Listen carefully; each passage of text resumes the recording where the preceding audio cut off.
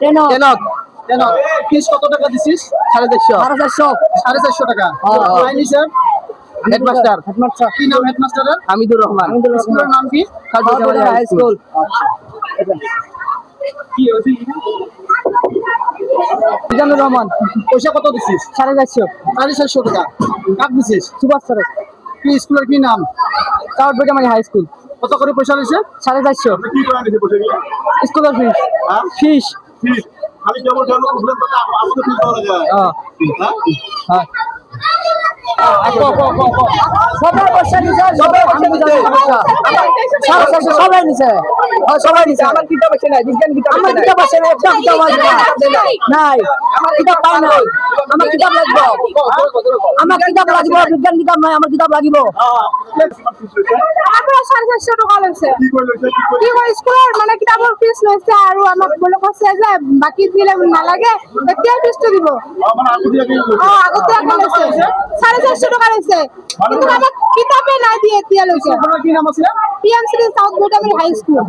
তোমাক কৈছে কি যে ক্লাস 10 ত উঠিছা আগতীয়াকে দিব লাগে পিছত নলয় পিছত নলয় এনেকুৱা কৈ কৈছে। আগতে লৈছে। আগতে লৈছে এইটো ফিজ মানে এনেকুৱা ফিজ নহয়, এইটো এক্সাম ফিজ লোৱা হৈছে। আমাৰ গোটেই যেতিয়া এক্সাম আহে, এক্সামৰ ফিজটো যেতিয়া আমি ল'ব যাওঁ তেতিয়া 60% ফিজ নিদিয়ে। 60% যেতিয়া ফিজ নিদিয়ে আমি পৰীক্ষাটো চলোৱা দিগদাৰী হয়। গতিকে আমাৰ এইটো সিদ্ধান্ত মৰ্মে আমি পৰীক্ষাৰ ফিজখিনি লৈ লওঁ। আচলতে পৰীক্ষাৰ ফিজ লোৱা গাইডলাইন আছে? গাইডলাইন আছে, গাইডলাইন আছে। কিমান টকাকৈ লোৱা আছে?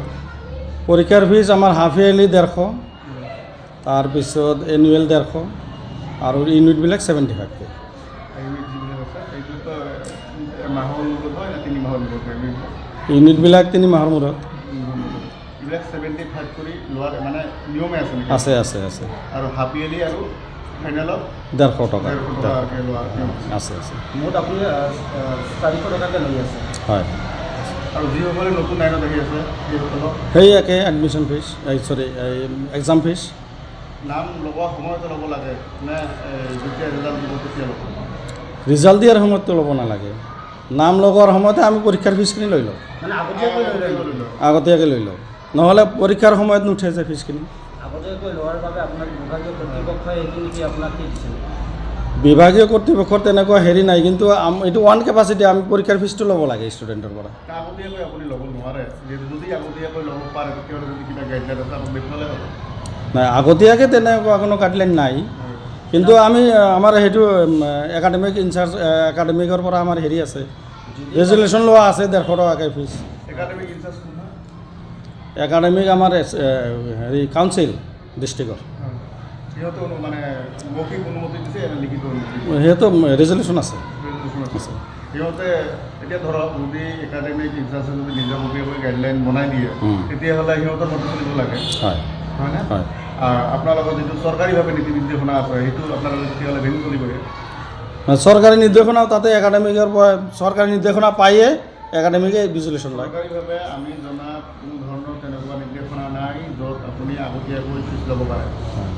এনেকুৱাও হ'ব পাৰে যিজন ল'ৰা ছোৱালীয়ে নাম ভৰ্তি কৰিব সেইসকল ছমাহ পিছত এনেকুৱাও হ'ব পাৰে স্কুল নাহিব পাৰে, কিবা দুৰ্ঘটনাও হ'ব পাৰে, ক'ব নোৱাৰি।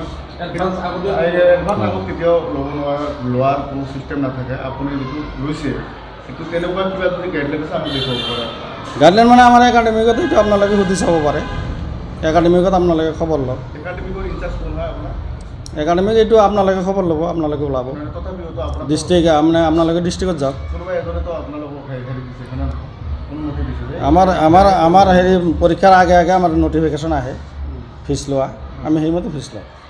আপুনি প্ৰথমে এটা কথা উল্লেখ কৰিছে যে 400 টকাৰ কোনো ধৰণৰ গাইডলাইন নাই, কিন্তু আপোনালোকে তথাপিও লৈ আছে, হয়। তো এইটো কিমান যুক্তিসংগত বুলি আপুনি ভাবে?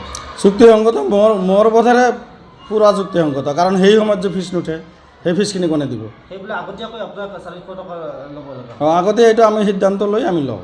আচলতে আপোনালোকে ফেষ্টিভেল বাবদ কিমান টকা দিয়ে? ফেষ্টিভেল বাবদ পইচা নলওঁ আমি। ফেষ্টিভেল বাবদ টকা নহয়। এতিয়া ধৰক আপুনি ধৰক এতিয়াতো সেই যিখিনি ফিজ আপুনি আদায় নাই সেইখিনি ফিজতো আপুনি ৰিচিপ্ট দিয়ে, হা ৰিচিপ্টটো দিয়ে? ৰিচিপ্ট দিয়া আছে। নাম লগোৱাৰ সময়তে আমি পৰীক্ষাৰ ফিজখিনি লৈ লওঁ, মানে আগতীয়াকৈ আগতীয়াকৈ লৈ লওঁ, নহ'লে পৰীক্ষাৰ সময়ত নুঠে যে ফিজখিনি।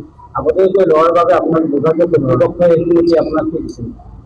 বিভাগীয় কৰ্তৃপক্ষৰ তেনেকুৱা হেৰি নাই, কিন্তু এইটো ওৱান কেপাচিটি আমি পৰীক্ষাৰ ফিজটো ল'ব লাগে ষ্টুডেণ্টৰ পৰা। আগতীয়াকৈ আপুনি ল'ব নোৱাৰে, যদি আগতীয়াকৈ ল'ব পাৰে তেতিয়াহ'লে কিবা গাইডলাইন আছে আপুনি দেখুৱালে হ'ল। নাই, আগতীয়াকৈ তেনেকুৱা কোনো গাইডলাইন নাই, কিন্তু আমি আমাৰ সেইটো একাডেমিক ইনচাৰ্জ একাডেমিকৰ পৰা আমাৰ হেৰি আছে, ৰেজুলেশ্যন লোৱা আছে 150 টকাকৈ ফিজ। একাডেমিক ইনচাৰ্জ একাডেমিক আমাৰ হেৰি কাউন্সিল ডিষ্ট্ৰিক্টৰ, সিহঁতৰ মানে মৌখিক অনুমতি দিছে এটা লিখিত অনুমতি সিহঁতৰ ৰেজুলেশ্যন আছে। সিহঁতে এতিয়া ধৰক যদি একাডেমিক ইনচাৰ্জে যদি নিজাববীয়াকৈ গাইডলাইন বনাই দিয়ে তেতিয়াহ'লে সিহঁতৰ মতে চলিব লাগে, হয় হয়নে? হয়।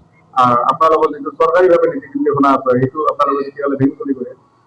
চৰকাৰী নিৰ্দেশনা তাতে একাডেমিকৰ পৰা চৰকাৰী নিৰ্দেশনা পায়ে একাডেমিকে ৰেজুলেশ্যন লয়। চৰকাৰীভাৱে যিকোনো খবৰৰ বাবে যোগাযোগ কৰক আমাৰ এই নম্বৰত 9181 307 221।